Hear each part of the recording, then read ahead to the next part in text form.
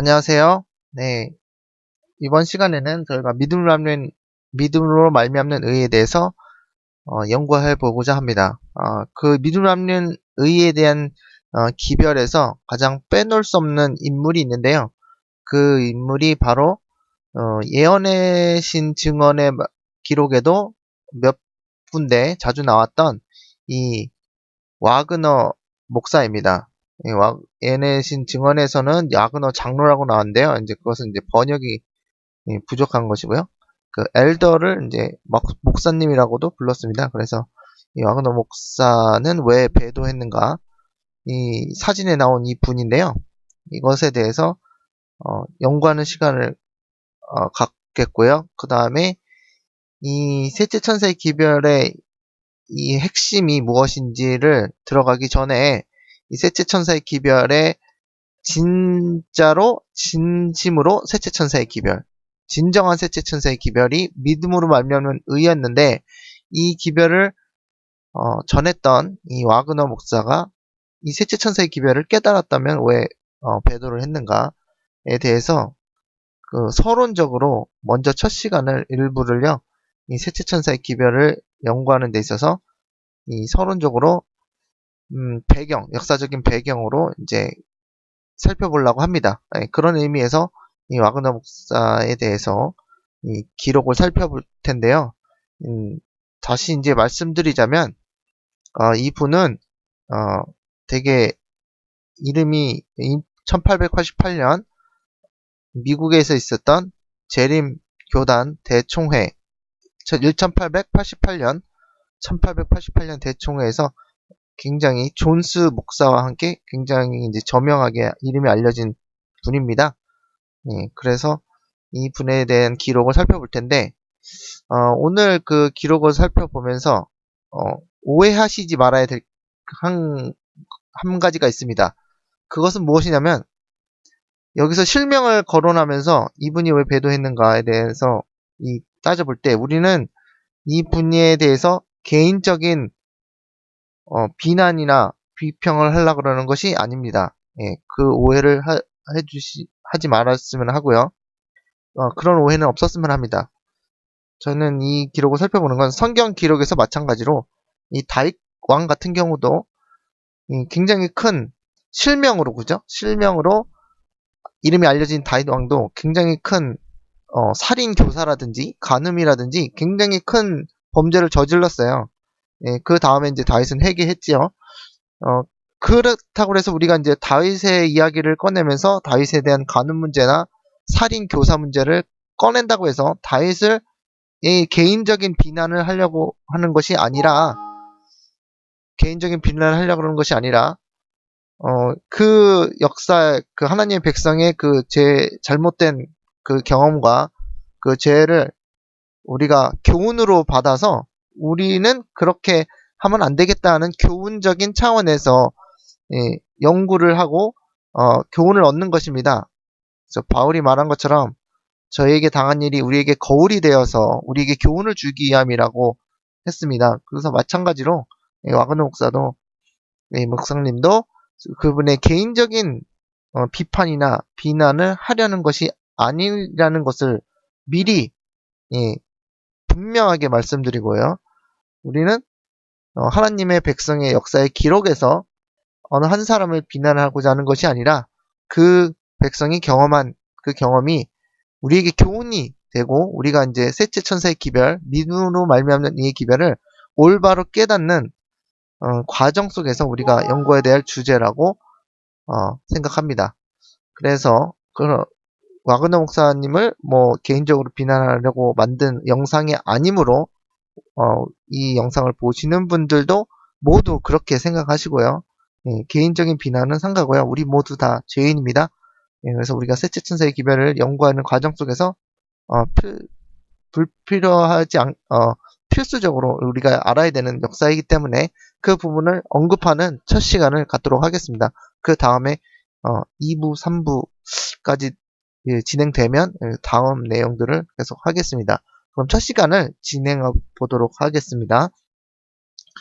자, 제목은 우리가 와그너 목사님이 왜 배도했는지를 알아야 됩니다.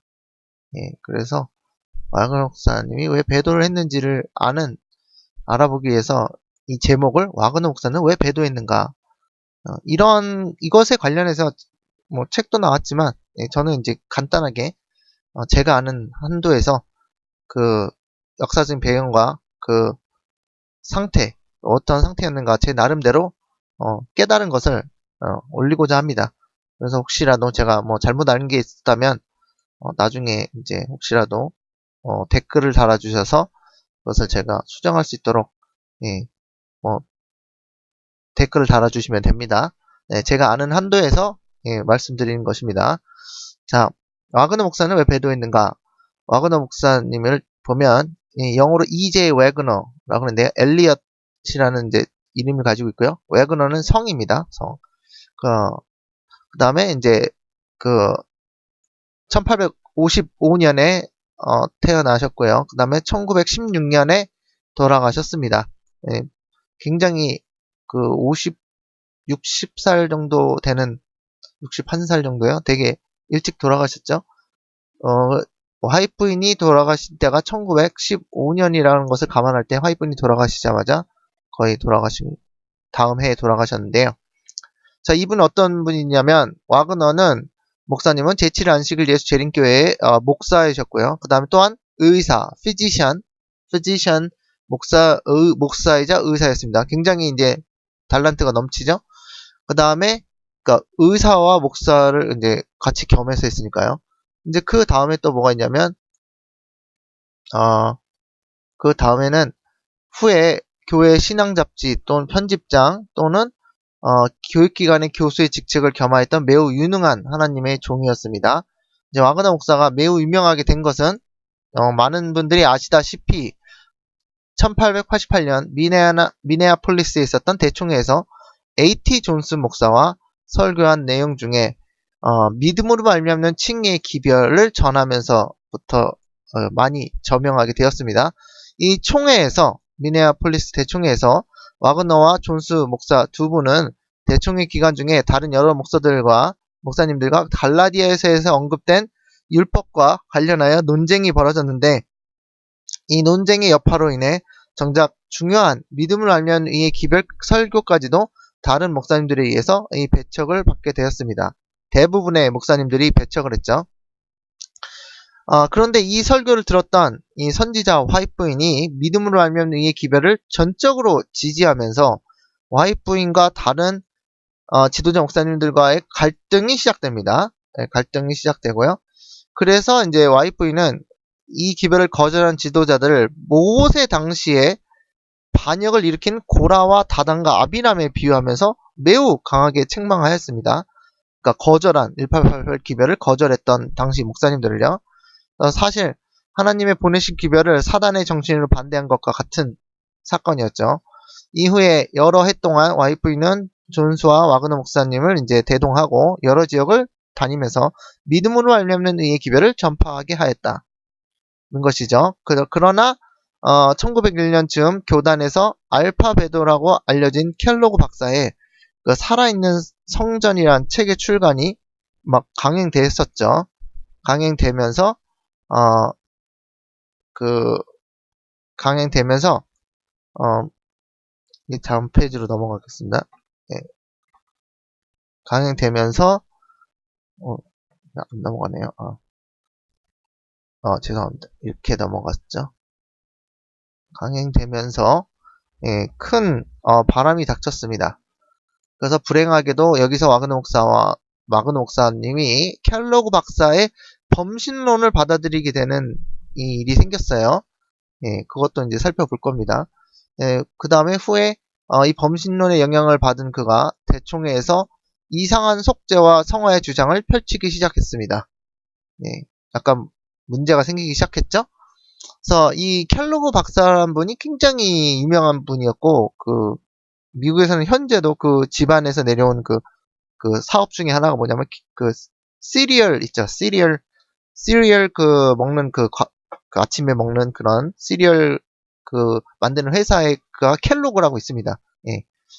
어쨌든 되게 유능하고 굉장히 똑똑했던 그 의학 박사의, 그러니까 이제 범신론, 살아있는 성전이라는 책을 출간하면서 이런 범신론이 또 퍼지면서 이 굉장히 이분의 영향력이 컸기 때문에 이 와그너 목사와 이제 존스 목사도 이제 영향력을 받게 되었습니다. 근데 오늘은 이제 와그너 목사님에 대해서 다룰 거예요. 그래서 YF는 이러한 오류를 바로잡기 위해 여러 번 그 와그너 목사에게 편지를 보내서 그에게 닥친 위험을 알렸지만 와그너는 이미 선지자를 신뢰하지 않았던 상태였습니다. 나중에 와그너 목사는 부인이 있는 상태에서 영국에서 만난 그 어떤 여자분과 이제 간음을 하게 되면서 교회에서 떠나게 됩니다. 그 후에 다시 교회에 돌아온 적이 있다 그래요.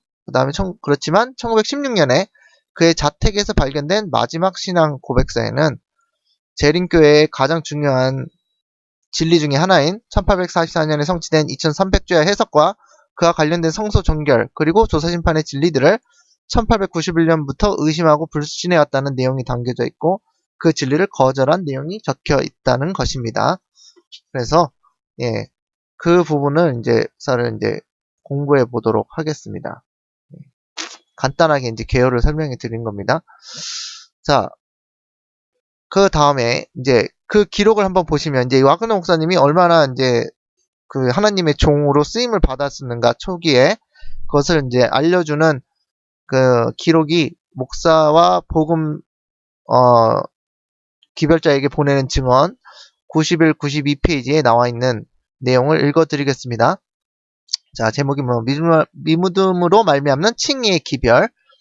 주님께서는 크신 자비를 베푸셔서 와그너와 여기 나오죠? 존스 목사를 통해 그분의 백성들에게 지극히 소중한 기별을 보내셨다. 자, 하나님께서 기별을 보내실 때 와그너 목사와 존스 목사님을 사용하셨다는 것을 알 수 있죠.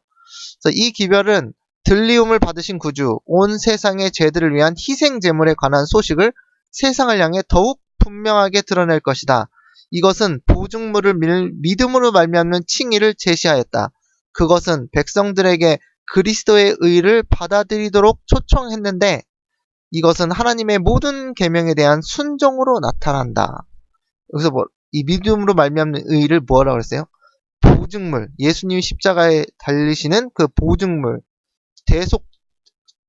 대속을 하시는 그 희생물이 되시는 예수님을 보증물로 믿음으로 말미암는 칭의를 제시하였다는 것이죠. 그것은 하나님의 백성들에게 그리스도의 의를 받아들이도록 초청했는데 이게 중요하죠. 그리스도의 의를 받아들여라. 나의 의가 아니라 받아들이도록 초청했는데 이것은 그 의를 받아들였을 때 우리가 하나님의 모든 계명에 대한 순종으로 나타난다. 이 굉장히 중요한 포인트입니다.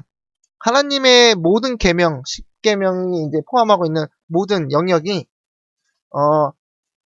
믿음으로 말미암는 의, 그리스도의 의를 받아들이도록 우리가 선물로 받아들였을 때 나타나는 현상이 하나님의 모든 계명에 대한 순종으로 나타나게 되어 있다. 이것이 이제 믿음으로 말미암는 칭의 기별의 핵심이죠. 그래서 우리가 하나님의 계명을 지킬 때 우리가 나의 힘으로 나의 율법적인 생각, 율법주의적 생각으로 지킨다면 그것은 그리스도의 의로 지키는 것이 아니라 예수님으로부터 그리스도, 십자가에 달리신 그리스도를 바라보면서 그리스도의 의를 우리가 선물로 받았을 때에만 우리가 하나님의 모든 계명에 대한 순종으로 나타날 수 있다라는 그 기별이죠. 이제 이 부분이 굉장히 중요합니다. 이 부분을 꼭 여러분 읽으시면서 보셨으면 좋겠습니다. 아까 전에 그 많은 사람들 그랬죠? 많은 사람들은 예수님을 시야에서 잃어버렸다.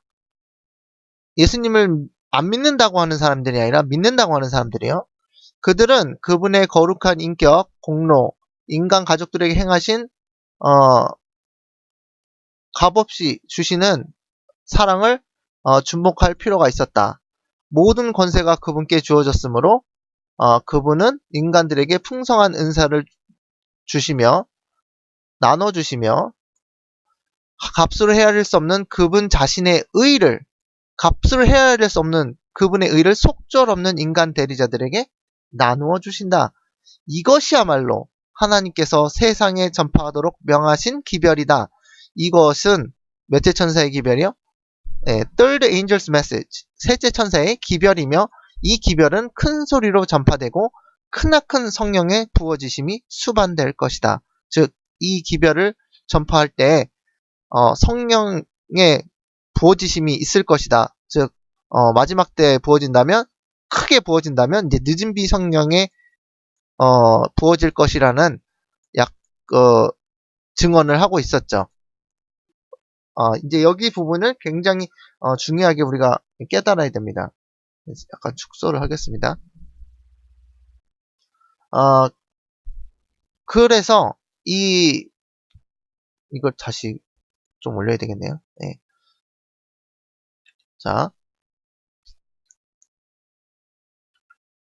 그래서 이 셋째 천사의 기별이 믿음으로 알면 의의 기별이고, 가장 중요한 핵심 포인트가 뭐냐면 하나님의 계명을 지키는 경험 가운데서 예수님을 시야에서 잃어버리면 안 된다. 그리고 모든 권세가 그분에게 주어졌으므로 인간들에게 풍성한 은사를 나눠주시며 특히 값으로 헤아릴 수 없는 그분 자신의 의를 속절없는 인간 대리자들에게 나누어 주신다. 그러니까 인간이 그분의 의를 선물로 받을 때에만 하나님의 계명이죠. 하나님의 계명을 온전하게, 완전하게 지킬 수 있는 것이다. 예, 그겁니다. 하나님의 모든 계명에 대한 순종으로 나타난다 그랬어요. 그래서 이것이 바로 셋째 천사의 기별이다. 진짜 셋째 천사의 기별이다. 그리고 이 기별은 큰 소리로 전파되고 크나큰 성령의 부어지심이 수반될 것이다 하는 것이 믿음으로 말려는 의의 기별이었습니다. 자, 그 다음 문장을 읽어볼게요. 자, 가르법은 기별 3권 159페이지에 보면 믿음으로 말면 의의 기별을 거절한 배경이 나옵니다. 역사적 배경.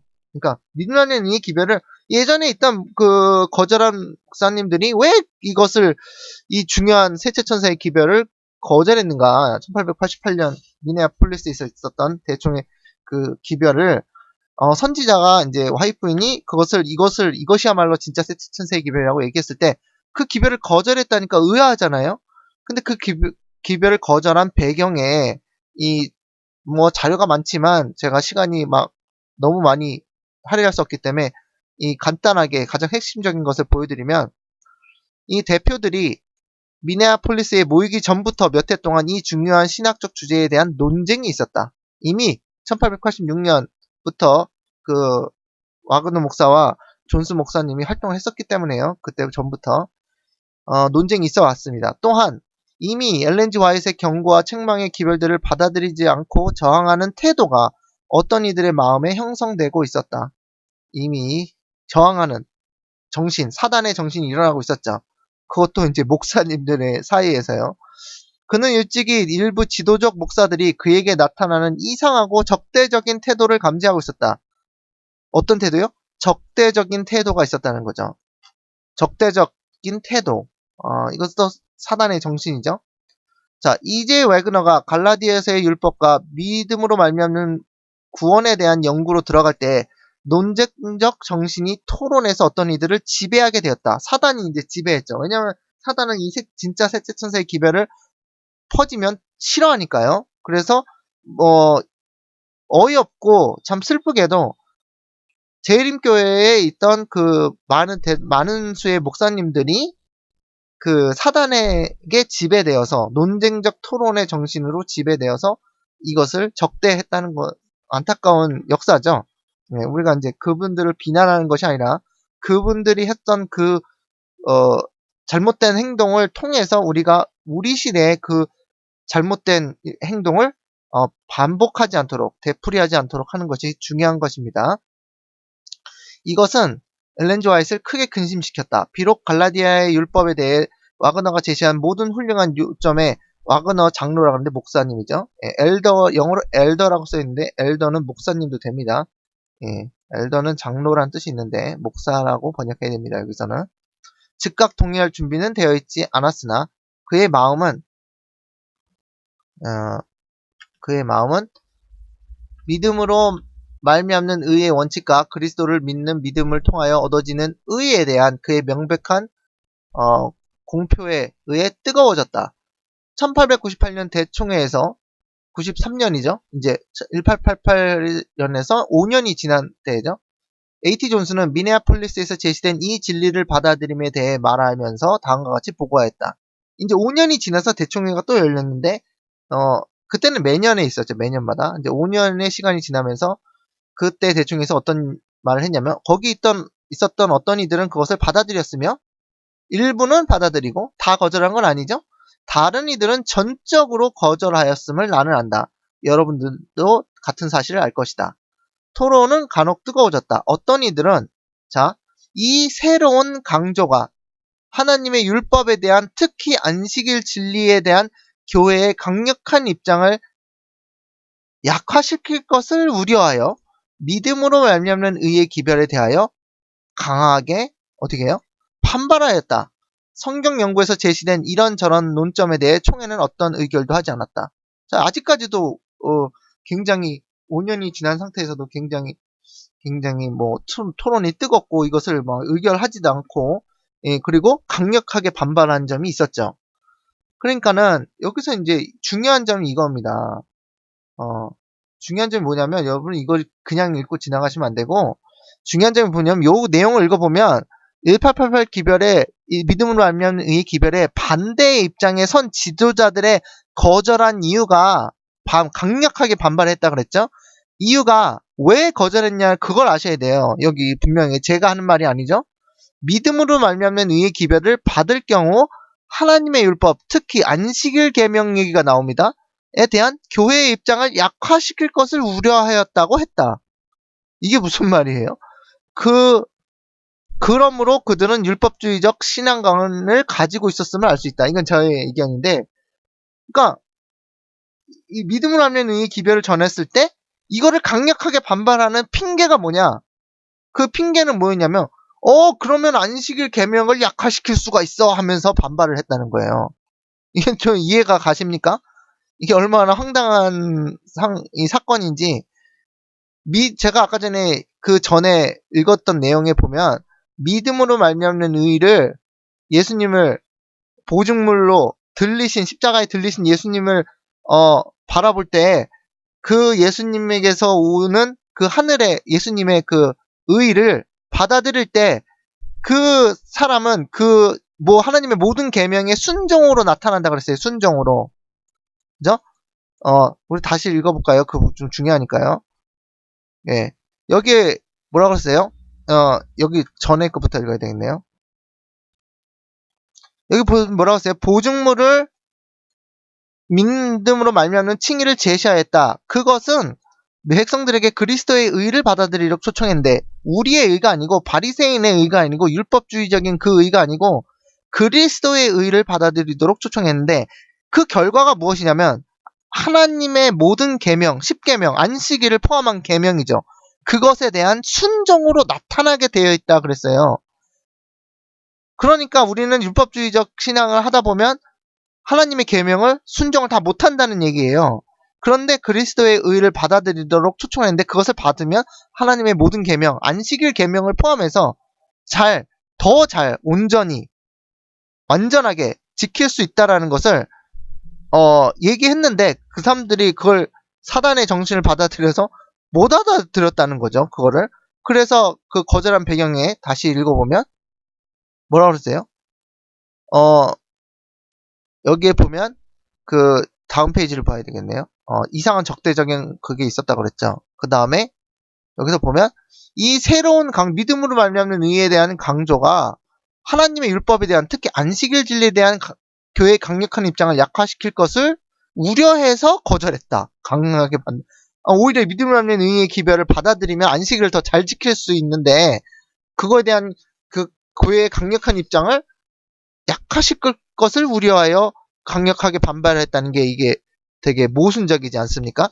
그러니까 그런 기록을 볼 때 우리는 이분들이 예수님의 십자가와 그 보증물이 되시는 그리스도를 바라보면서 우리가 선물로 받을 수 있는 그리스도의 의를 깨닫지 못했다는 것이죠.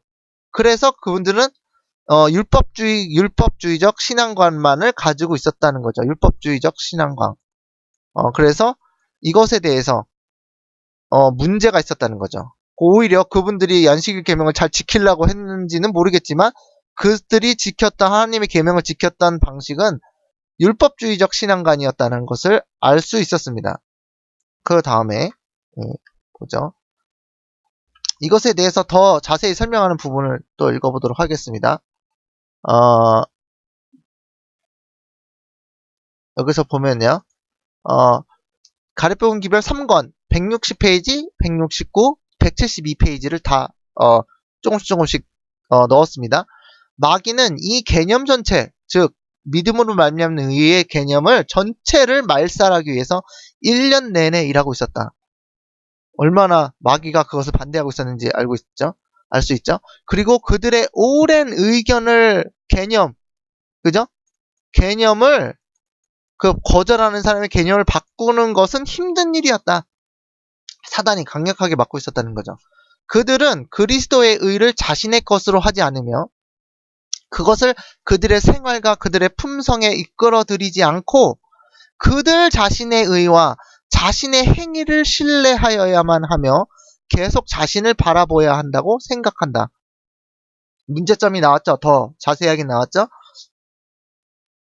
예수님을 믿는 믿음으로 그 십자가의 보혈의 사랑에 완전히 굴복되어서 그 사랑에 굴복되어서 내 안에 내가 사는 것이 아니라 그리스도께서 사시는 경험, 그리스도의 의를 받을 때 내가 선을 행하는 것, 내가 계명을 지키는 것이 아니요 그리스도께서 내 안에 계셔서 살아계심으로 계명을 자연스럽게 지켜지게 되는 그 그리스도의 의를 자신의 것으로 하지 않았다는 거죠. 그것을 그들의 생각과 그들의 품성에 이끌어들이지 않았고 그들 자신의 의, 즉 바리새인의 의, 율법주의적인 의, 자신의 행위를 신뢰하는 그런 오류에 빠져 있었다는 것을 우리가 알 수 있습니다.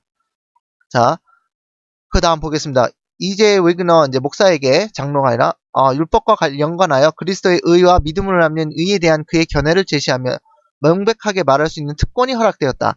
근데 여기서 보세요. 이것은 새 빛이 아니다. 새로운 뉴 라이트이 아니다.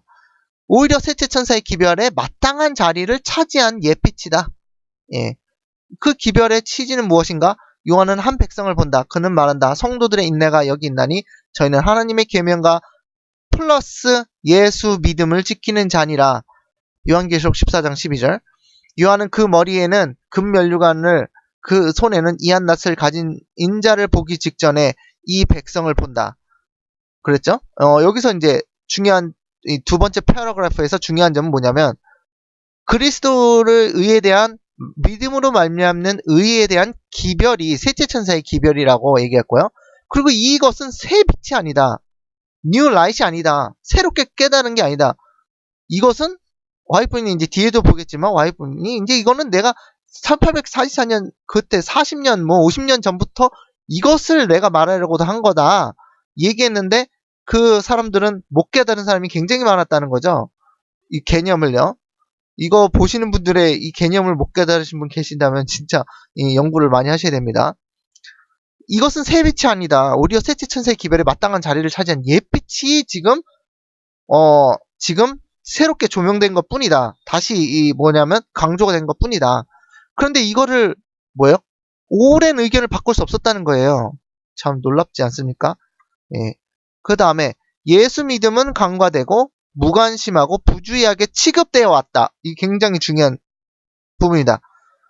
하나님의 계명과 예수 믿음이 지키는 자인데 하나님의 계명을 굉장히 높였어요. 그러니까 여러분 아시다시피 1844년 이후에 대실명 이후에 안식일 진리가 그 후에 46년부터인가요? 그때 47년, 48년 이렇게 안식일 계명에 대한 그 진리를 깨닫게 되면서 화이프는 계시까지 받으면서 지성소 안에 있는 법계에 십계명이 있었고 그 십계명은 변개되지 않았고 넷째 계명인 안식일 계명도 그 계명 주위에 금빛으로 둘러 있었다.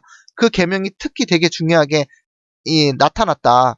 그것을 안식일 계명, 그래서 안식일을 깨닫게 되니까 이분들이 그래 우리가 여태까지 일요일 지켰었는데 주일로 지켰었는데 안식일을 우리가 깨달았네 하고서는 어떻게 됐냐면 그래 안식일을 지켜야만 되는 거야 지켜야만 되는 거야 하면서 하나님의 계명이 중요하죠. 근데 그것을 약간 율법주의적 신앙관으로 그것을 율법을 높여면서 예수 믿음에 대해서는 어느 정도 그것이 균형적으로 밸런스가 약간 무너져서 여기 나오고 있죠. 예수 믿음 하나님의 계명은 강조되면서 율법주의적으로 흐른 반면에 그 하나님의 계명을 지킬 수 있게 해주는 예수님의 믿음은 어떻게 돼요?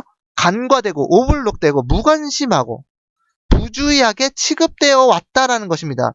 2888년 전에서부터 여태까지요. 그것이 백성의 그 부족한 점이었죠. 오류였고요. 그것은 요한에게 계시되었을 때 그 뛰어난 위치를 차지하지 못했다. 예수님의 믿음에 대한 온전히 의지하는 예수님의 믿음이 선행된 다음에 그 믿음으로 하나님의 계명을 지킬 수 있는 것인데 그것을 깨닫지 못하고 그것을 강조하지 못했다는 것이죠.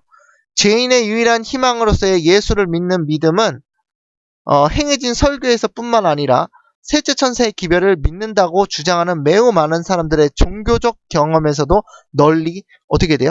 배제되어 왔다. 그것이 배제되어 왔다는 것은 놀라운 사실이죠.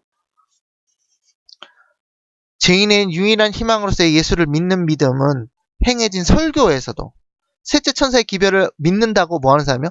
주장하는 매우 많은 사람들의 종교적 경험에서도 어떻게 돼요? 배제되어 왔다. 그러니까 계명을 율법주의적으로 바리새인 신앙을 해왔었다는 거예요. 이게 굉장히 그러니까 그들이 일부러 그런 건 아니겠지만 정말 어떻게 보면 예수님께서 말씀하셨죠. 너희가 바리새인의 의보다 낫지 아니하면 결코 천국에 들어가지 못하리라. 이 바리새인의 의를 지키고 있었다는 거예요. 그 바리새인들이 얼마나 율법을 열심히 지켰습니까? 그런데 그 율법을 지키는 것이 잘못된 것이 아닌데 오히려 그 사람들 지키는다고 말은 해놓고 마음은 오히려 예수님을 미워하고 죽이려고 그랬죠. 그것처럼 예수 믿음이 강가되었다는 거죠. 그들은 예수님을 영접하지도 않았죠. 하나님의 계명을 지킨다고 공공연하게 주장을 해왔지만 그들은 실제로 계명을 지키는 것이 아니었다는 것입니다. 율법주의적 신앙가는 율법을 지킨다고 하지만 하나님 율법을 지키는 것이 아닌 역설적이게 되는 것이죠. 왜냐하면 예수님으로부터 믿음으로부터 나오는 의를 마음속에 영접하거나 받아들이지 않았기 때문에 그렇습니다. 예수님의 의를 받아들이고 그리스도의 사랑이 마음속에 부어질 때에만 그 계명을 지킬 수 있는 능력과 권세가 주어진다는 사실을 못 깨닫고 계명만을 열심히 율법주의적으로 지켜왔다는 것을 말하고 있는 것이죠. 그것이 계속 수십 년 동안 진행되어 왔다는 것이에요. 이 집회에서 나는 율법과 계명과 연관된 그리스도의 의의 위대한 주제를 제시함을 통해 가장 고귀한 빛이 성경으로부터 어떻게 돼요? 비쳐 나왔으며 그것은 죄인의 앞에 구원의 유일한 희망으로서 끊임없이 제시되어야 함을 증언했다. 이것은 내게 새 빛이 아니었다. 또 나오죠? 새 빛이 아니다. 예전에 우리 교회에서 어떤 분이 유명하신 분이 화이트 부인이 이것을 이때 깨달았다. 1888년에 믿음을 하는 일을 깨달았다. 그 전까지는 몰랐는데 라고 얘기하는데 말씀하셨을 때 제가 놀랬거든요. 아니 이분이 어떻게 이런 거짓 주장을 할 수 있을까? 여기 분명히 화이트는 여러 번 이것은 새 빛이 아니다. 여기 보세요. 이것은 내게 지난 44년 동안 보다 높은 권위자 하나님으로부터 이것이 주어졌기 때문이다. 나는 그분의 하나님의 성령의 증언을 통하여 펜과 목소리로 우리 백성에게 이것을 제시해 왔기 때문이다. 제시해 왔는데 문제는 대부분의 그 교인들이 이 셋째 천사의 기별, 믿음 없는 의의 기별을 대부분이 못 깨달았다는 거예요. 개념을 이해하지 못했다는 거예요. 그런데 그 대부분의 백성들이 그것을 이해하지 못했다고 해서 화이분까지 몰랐다고 도매금으로 넘기면 안 되죠. 화이분이 이거를 얘기하려고 그랬던 거라고요. 그랬는데 이제 보세요. 셋째 천사의 기별은 하나님의 계명과 예수 그리스도의 믿음을 선포하는 것이다. 하나님의 계명과 뭐요? 예수 그리스도의 믿음을 선포하는 것이다. 하나님의 계명은 선포되어 왔으나 그랬죠. 그랬죠? 1846년 안식일 진리를 깨닫게부터 하나님 계명을 안식일 계명까지 온전히 우리가 지성서 안에 있는 10계명을 심판의 기준으로 쓰이기 때문에 우리가 계명을 지켜야 합니다. 라고 선포는 되어 왔다. 40 몇 년 동안 44년 동안 그랬단 말이에요. 예수 그리스도의 믿음 왔으나 그런데 문제는 예수 그리스도의 믿음은 같은 중요성을 가진 것으로 하나님의 계명만큼이나 예수 그리스도의 믿음이 더 중요하다라는 중요성을 가진 것으로 제7일 안식일 예수 재림 교인들에 의하여 선포되어 오지 못했다. 이게 사실이라고요. 팩트. 여러분 요즘 말로 사실을 팩트라 그러죠. 이게 팩트란 말이에요. 안식일 계명을 선포하고 안식일을 지켜야 됩니다. 그것은 무너진 곳을 수보한다고 이제 얘기하면서 이사야에 나온 말씀처럼 하나님의 계명이 무너졌으면 이것을 회복해야 됩니다 하고 안식일을 지켜야 됩니다 하고 강조했을 때 그때 당시 안식일 계명을 깨달았으니까요. 44년 동안 그것을 선포해왔지만 그것이 완전히 잘못됐다는 건 아니에요. 그런데 그 같은 중요성으로 안식일을 진정으로 지킬 수 있게 하는 영적으로 죄에서 쉴 수 있게 하여 주는 예수 그리스도의 믿음으로 통해서 오는 권능은 같은 중요성을 가진 것으로 선포되어 오지 못했다. 이게 문제다. 이해하시죠, 여러분? 이거 굉장히 중요한 것입니다. 이것을 혹시라도 100% 이해하지 못하셨다면 이 영상을 몇 번 더 보셔야 될 겁니다. 율법과 복음은 함께 나아간다. 나는 이 주제를 완전히 표현할 말을 찾지 못한다. 자, 제시해 왔어요. 백성들에게 지난 펜과 증언을 통한 목소리를 통해서. 그런데 이것을 와이프는 뭐라 그러냐면 이 주제를 완전히 아주 완벽하게 아름답게 표현할 그 언어적으로 그것을 찾지 못했기 때문에 답답해 왔던 거죠. 그래서 이 기록이 쓰인 거예요. 새빛이 아니었다는 게 사실입니다.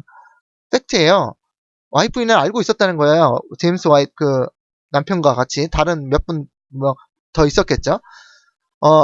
이 주제를 완전한 표현한 말을 찾지 못했는데 이거를 누가 속 시원하게 뚫어줬냐면 존스 목사와 와그너 목사가 시원하게 그거를 표현했기 때문에 화이트 부인이 도중에 일어나서 그것을 나의 온 몸의 조직이 그 아멘으로 화답하였다.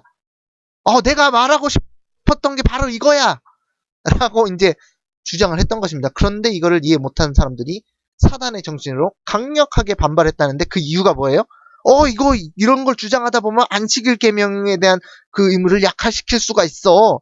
하면서 안식일 계명이 얼마나 중요한데, 안식일 계명 중요해요. 근데 문제는 뭐예요? 그들이 믿음을 하면 이 계별에 대해서 진정으로 깨닫지 못했기 때문에 안식일 계명을 더 잘 지킬 수 있는 믿음을 하면 이 기별을 오히려 반발을 하고 반대를 했다는 거죠. 이게 강력한 문제였다는 것입니다. 예수 믿음에 대해서는 이야기는 되었으나 뭐 되지 못했다? comprehend 되지 못했다. understanding 되지 못했다. 그 다음에 보시면 셋째 천사의 기별에 속한 그 무엇이 예수님의 믿음을 구성하는가?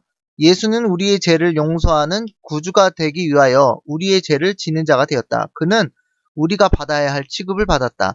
그는 이 세상에 와서 우리가 그분의 의를 취할 수 있도록 우리의 죄를 취하였다. 그러니까 우리 그리스도의 의를 받을 수 있도록, 가져갈 수 있도록, 취할 수 있도록, 나눠 받을 수 있도록 우리의 죄를 취하였다. 우리를, 여기서 중요한 점이죠. 우리를 충분히, 완전히, 전체적으로, 세 가지 나왔죠? 충분히, 완전히, 전체적으로 구원할 수 있는 그리스도의 능력에 대한 믿음이 예수 믿음이다. 이게 굉장히 중요한 점입니다. 다시 한번 강조드리면, 예수 믿음에 대해서는 이야기가 되었으나 이해되지 못했다는 말이 무슨 말이냐면, 예수 믿음을 우리가 소유할 때 우리를 죄의 세력으로부터, 죄의 그 사슬로부터 충분히, 완전히, 그리고 전체적으로 구원할 수 있는 그리스도의 능력에 대한 믿음이 바로 예수 믿음이란 것이에요. 우리가 하나님의 계명을 지키지 못하는, 온전히, 완전히 지키지 못하는, 우리가 자꾸 죄를 범하는 거는, 넘어지고 죄를 범하는 거는 우리가 완전히 죄로부터, 어, 죄의 사슬로부터 끊임을 당하지 못했기 때문에 계속 범죄를, 하나님의 계명을, 어기는 것인데, 우리가 예수님 믿음을 가질 때, 진정한 예수님 믿음을 가질 때, 그, 그 믿음이 무엇이냐면, 우리를 죄로부터 완전하게, 그리고 전체적으로 구원할 수 있는, 충분히 구원할 수 있는 그리스도의 능력을 대한 믿음이다. 그리스도의 능력을 받으면 내가 죄를 승리할 수 있다. 그거를 이제 충분히 완전히 전체적으로 승리할 수 있다라는 그 그리스도에 대한 능력, 전능한 능력이 대한 그 믿음이, 우리가 예수님께 간구하면 받을 수 있다. 그 능력을, 그걸 소유할 수 있다. 그 믿음이 예수 믿음이라고 여기 정의를 해놓은 거예요. 이 부분이 굉장히 중요한 겁니다. 예, 이것을 이야기는 됐지만 이해되지는 못하고 삶에서 체험되지 못했다. 우리가 이것을 전부 다 체험해야 된다라고 주장을 하는 것입니다. 다시 말씀드리지만, 개인적으로 저는 이것을 완전히 경험했다고 주장하는 것이 아닙니다. 예, 저는 이 부분에 대해서 명확하게 말씀드리는데 혹시라도 오해하실까봐.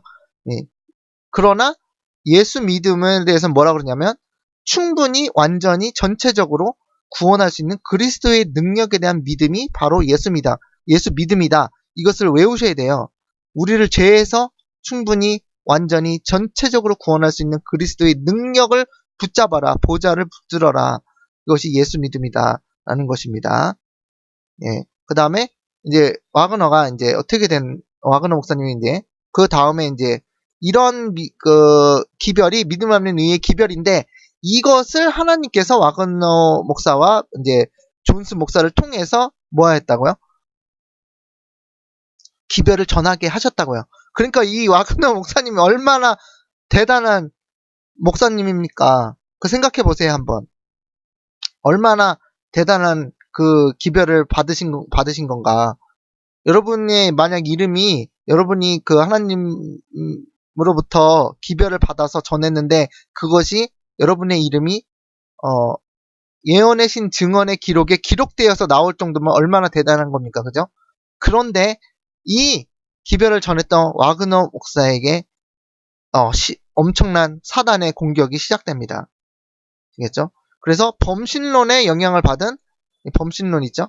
범신론의 영향을 받은 와그너 목사님의 이상한 성화에 대한 견해가 이 원고 자료 10권 87페이지에 제가 나온 것을 번역했습니다. 제가요. 그래서 번역이 조금 부족할 수도 있는데 그 번역한 것을 한번 보시겠습니다.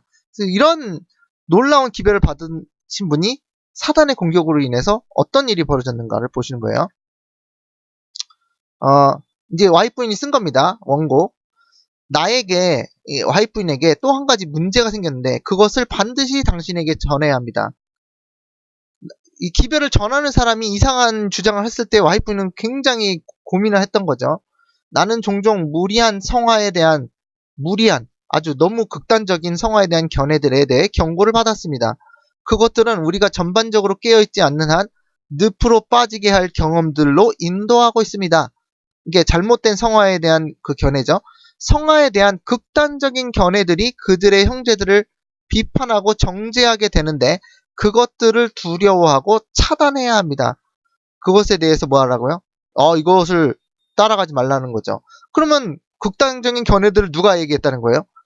와그너 목사님이 했다는 거예요. 범신론에 대한 그 견해를 받아들인 후에 그러니까 사단이 가만히 놔두지 않았죠.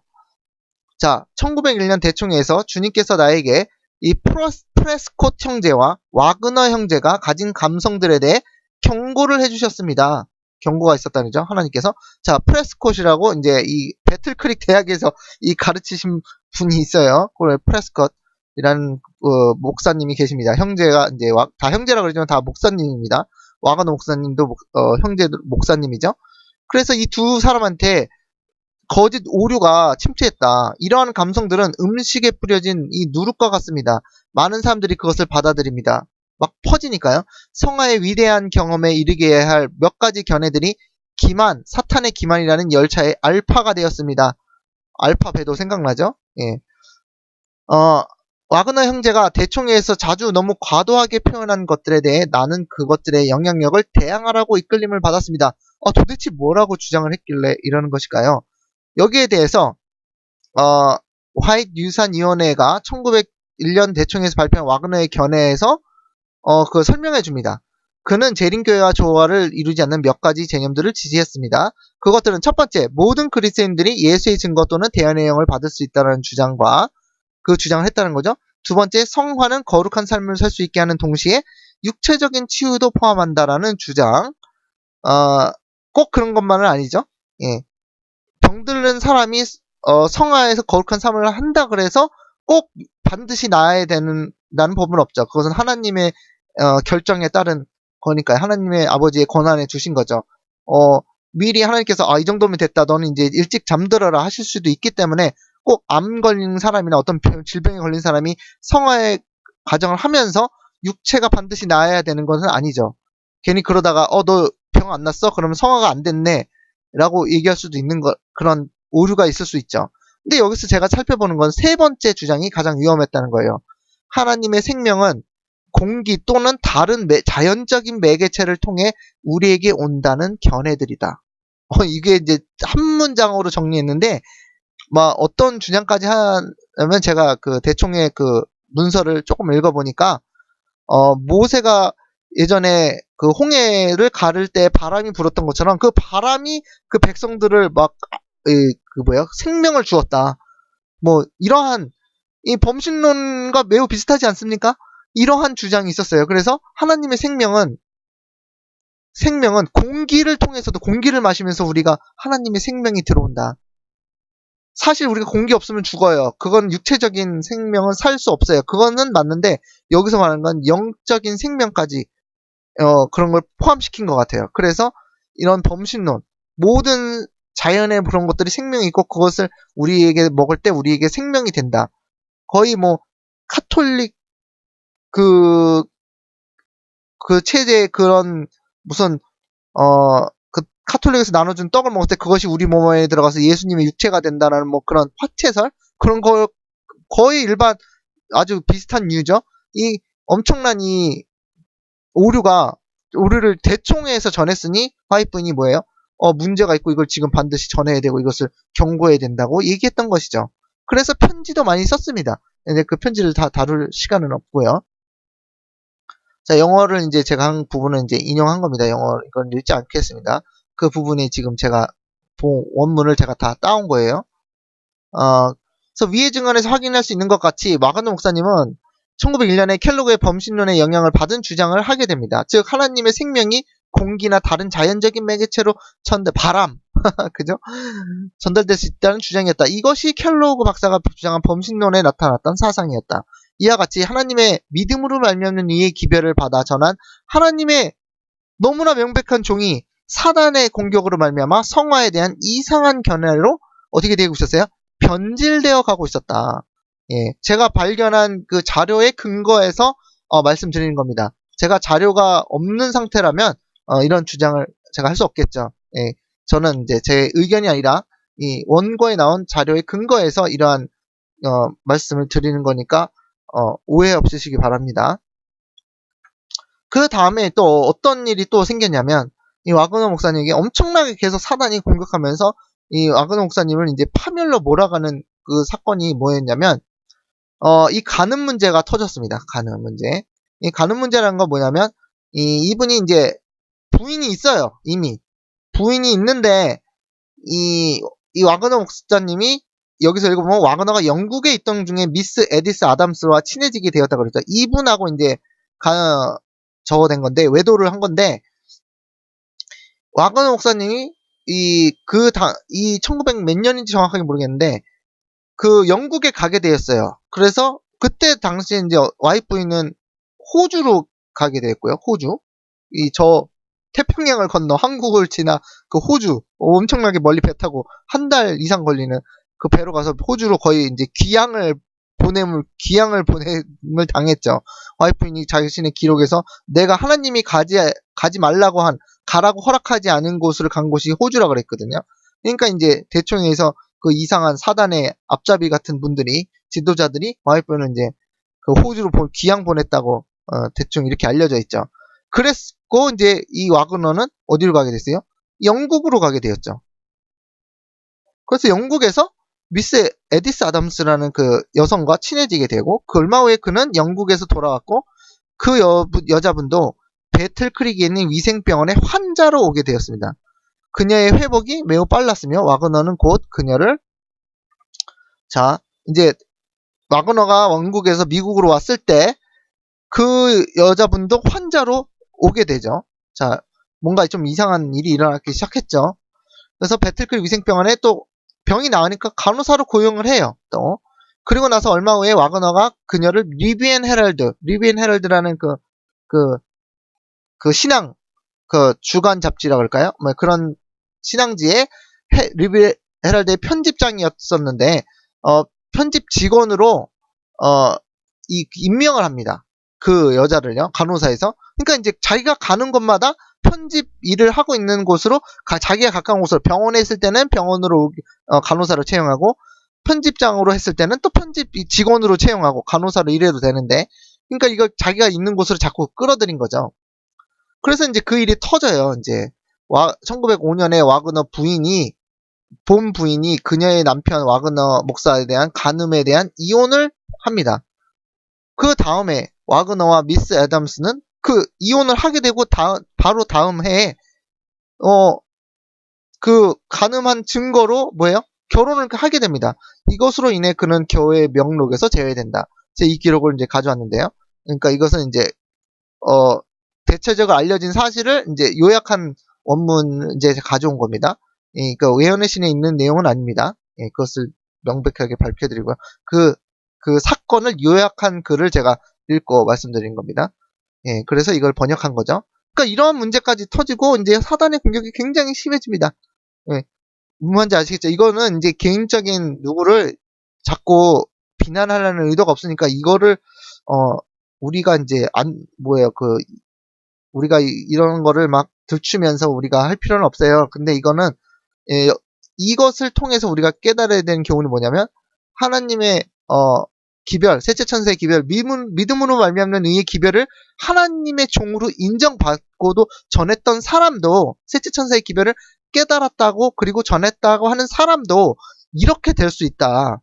그러니까 우리 자신을 얼마나 더 우리들은 조심해야 되겠느냐, 정신 차려야 되겠냐 이걸 말하는 거죠. 믿음으로 말미암는 의의 기별을 경험하고자 하면 사단이 가만두지 않는다는 거예요. 그러니까 우리도 조심해야 된다. 그런 차원입니다. 와그너 목사는 점점 사단의 공격에 늪에 빠져서 결국 자신의 죄를 인정하고 회개하기보다는 오히려 그가 저지른 죄가 하늘의 조사 심판에 의해 조사된다는 교리를 거절하려는 생각을 가지게 된다는 거예요. 그는 분명히 십자가의 은혜로 구원받고 새로운 피조물이 되었고 그의 죄는 모두 속죄를 이미 받았는데 그가 나중에 저지른 죄들이 다시 조사 심판에서 조사를 받는다는 것을 도저히 받아들이지 못했던 것 같다는 제 의견입니다. 그러니까 이것은 제가 틀릴 수도 있어요. 그런데 이 조사 심판의 교리를 거절했다는 그것은 명백한 사실입니다. 팩트입니다. 십자가에서 다 구속을 받고 속죄를 받았는데 조사 심판이 왜 필요하냐라고 최근에 주장하시던 그분이 생각나지 않으세요? 너무 똑같잖아요. 너무 똑같은 주장을 하고 있잖아요. 십자가에서 다 구원을 받았는데 속죄를 받았고 용서를 받았는데 왜 조사 심판을 하느냐? 그것은 없는 것이다라고 책까지 내신 분의 주장과 와그너 목사님 주장은 똑같다는 거죠. 그러니까 얼마나 이것이 우리가 교훈을 삼아서 우리가 정신 차려야 되고 경계해야 된다는 것을 여러분께서 분명히 깨달으셔야 됩니다. 자, 그럼 그 증거는 뭐냐면 여기 제가 와그너 목사님의 조사 심판을 부정한다는 주장을 했다는 것은 제가 여기 이 사진을 찍어왔죠. 아래의 사진들은 와그너 목사가 돌아가시기 전 친구에게 쓴 편지의 형식으로 만든 신앙 고백이란 책의 사진이에요. 제가 원본의 그 카피본 인터넷상에 올라있는 것을 제가 사진을 다운받아서 여기에 지금 올린 겁니다. 그 내용을 살펴보면 그의 신앙관을 볼 수 있습니다. 이게 몇십 페이지 되는 건데 다 읽어볼 수는 없죠. 근데 그분의 신앙관이 다 여기 뭐라고 했냐면 The Confession of Faith 믿음의 신앙 고백이라는 E.J. 와그너라고 써있죠. 이것을 편지 형식으로 써가지고 만든 책인데, 이 책을 읽어보면 와그너 목사의 신앙관을 다 정확하게 나타나 있다는 거예요. 자, 그 내용을 제가 있죠. 여기 다 있는데 이거를 영어로 다 제가 번역하긴 좀 그렇고, 중요한 점, 조사 심판을 부정했는가 안 했는가 그 부분만 요약해서 번역을 한 겁니다. 14, 15페이지에 보면 이런 내용이 있습니다. 또한 25년 전에 이 책이 이제 1916년에 쓰였다면 이제 대략 1896년 뭐 그런 정도 되겠죠. 또한 25년 전에 나에게는 이 죄란 것이 객체로 있는 것이 아니라 한 인간의 마음속에 있는 상태란 것이기 때문에 이 죄는 하늘에 있는 성소로 이동돼서 그곳을 더럽힐 수 있다는 것이 불가능한 것이 분명했다. 제가 조금 이상하게 오타가 났는데요. 불가능하다. 그것이 성소를 더럽히는 것이. 벌써 이제 이분의 생각이 그거죠. 그렇기 때문에 1844년이든 언제든 하늘의 성소가 정결케 된다는 것은 있을 수 없는 일이다. 이게 와그너 목사님의 주장이에요. 이 책에 내용이요. 거짓이 조금도 보태지지 않았습니다. 이 책을 와그너 목사님이 쓴 게 맞다면 이것은 와그너 목사님의 신앙관이에요. 2300주야 조사심판을 다 부정하는, 하늘 성소를 부인하는 지금의 그 어떤 분과 너무 똑같지 않습니까? 지금 역사가 어떻게 돼요? 반복되고 있죠. 예. 지금 얼마나 위험한 시대냐면 이 한 분만 책을 내서 부정한 게 아니에요. 조사심판을 부인하는 게, 그것도 어떤 사람이 부인하면 믿음으로 말미암는 의를 믿는다는 사람들이 부인한다고요. 믿음 없는 의를, 셋째 천세의 기별을 와그너가 전했던 것처럼 믿음으로 말미암는 의의 기별을 전하는 사람들이 조사심판을 부인하고 있다는 엄청난 위기의 시대인 것을 여러분이 깨달으셔야 됩니다. 그러니까 내가 여러분이나 저나 여러분이나 믿음 없는 이의 기별을 받아들이고 그것을 지금 전하고 있다 그러면 우리도 잘못되면 와그너처럼, 아니면 그 교단을 나가신 그 어떤 그분뿐만 아니라 어떤 목사님도 나오셨죠. 두 분인가 계시죠. 그분 나가서 재림교회 조사심판 교리는 오류다, 이단설이다, 이설이다라고 전하고 있잖아요. 거꾸로 와그너랑 똑같이, 와그너 목사님이랑 똑같이. 이것이 지금 어제 오늘 일이 아니고 역사가 계속 반복되고 있다는 거예요. 1888년 아니면 1910년 계속 반복되어 있다면, 미국에서는 데스먼드 포드라는 그 목사님을, 재림교회 목사님을 통해서 또 반복되었고, 한국에는 지금 유명하신 그분을 통해서 똑같이 그 일이 반복되고 있다는 것이죠. 그래서 믿음을 하는 이 기별을 깨닫고 있는 사람들이 셋째 천세의 기별을 깨닫고 전한다고 하지만 실제로 조사심판을 부인하면 이건 셋째 천세의 기별을 완전하게 100% 이해하고 체험하는 분들이 아니다라고 할 수 있는 것이죠. 굉장히 중요한 포인트입니다. 너무 몇 번을 강조해도 이것은 너무 중요해서 여기 나머지 읽어드릴게요. 그렇다면 1844년에 무슨 일이 있었을까 하고 나는 자문했는데, 수년 동안 그 교리로 주입, 다시 말로 이제 세뇌, indoctrination이라고 이제 거의 교리를 주입당했다. 당해왔던 터라 그것을 감히 의심하지 않았지만, 똑같죠? 우리 교회 들어올 때 조사심판을 다 믿고 한다고 이제 주입을 당했다고 생각한단 말이에요, 사람들이. 그래서 그러나 항상 뭐 했다? 의아하게 생각했다. 의문을 품어왔다.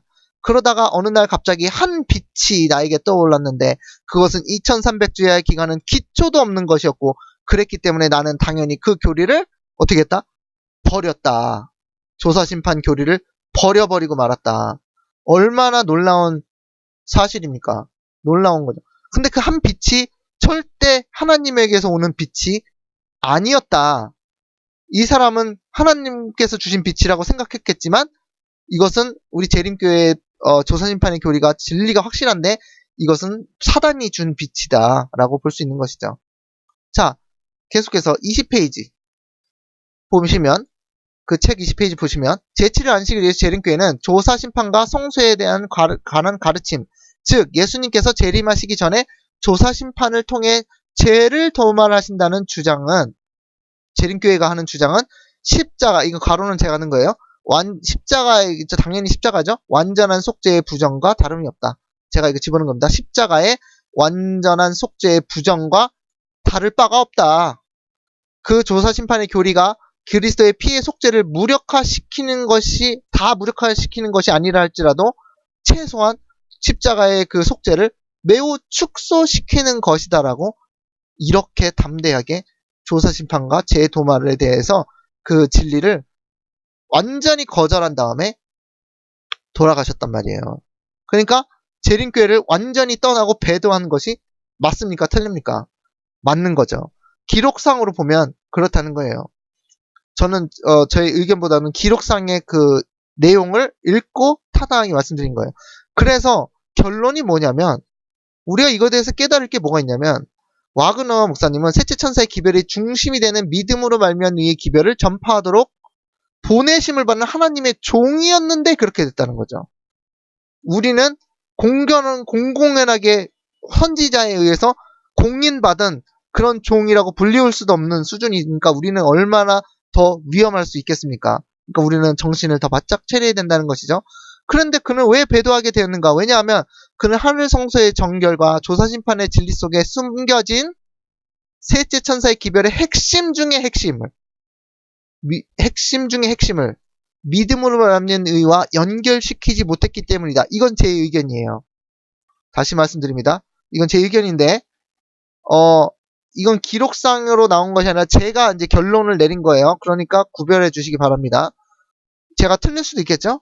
그런데 제가 생각하는 것은 이러한 현상이 왜 일어났는가? 믿음을 알면 이의 기별을 전하도록 부르심을 받은 사람이 왜 배도를 하겠는가? 그것은 이분이 셋째 천사의 기별을 완전하게 100% 깨닫지 못했다는 거예요.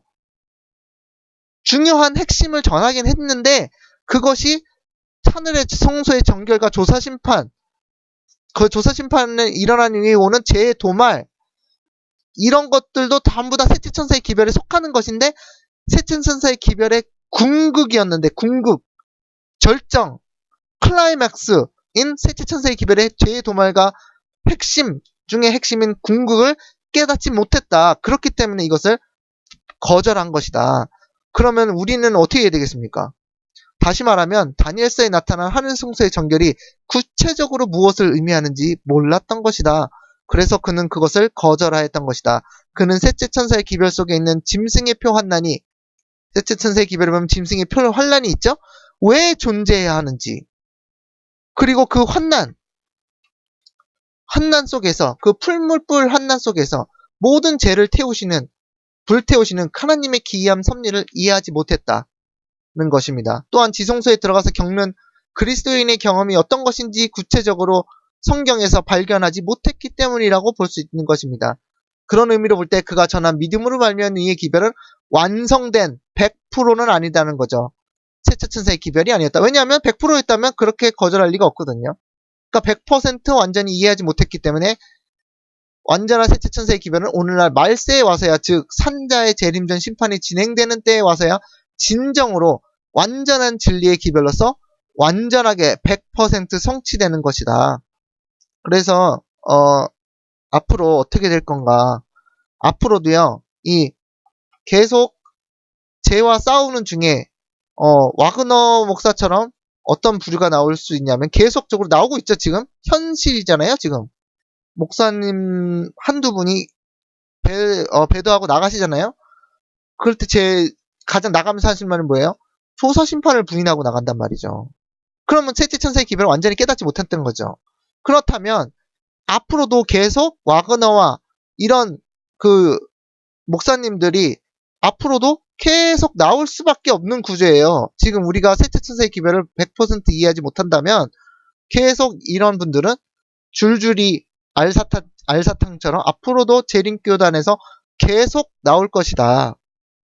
그러므로 우리는 좀 더 셋째 천사의 기별의 진짜 재도말과 조사심판의 교를 좀 더 깊이 연구해서 이것이 어떻게 실현될 것인가. 죄를 도말하시면서 완전히 죄인으로부터 죄를 분리시키고 우리 예수의 믿음을 가진 자들로부터 완전한 구원이, 죄에 대한 구원이 일어날 진짜 셋째 천사의 기별의 핵심과 궁극과 클라이맥스는 지성소, 조사심판, 성소 정결에 대한 이 하나님의 그 심판, 재도말에 관한 기별인데 이것을 완전하게 진정으로 깨닫지 못한다면 와그너와 같은 분들이 계속 우리 교단에서 나올 수밖에 없다. 그러니까 이것을 빨리 우리가 깨닫고 제대로 우리가 진리를 더 깊이 깨닫고 정립해야 된다. 네, 그런 말씀을 드립니다. 그리고 만약에 이것을 또 하지 않거나 교회에 남아있다 보면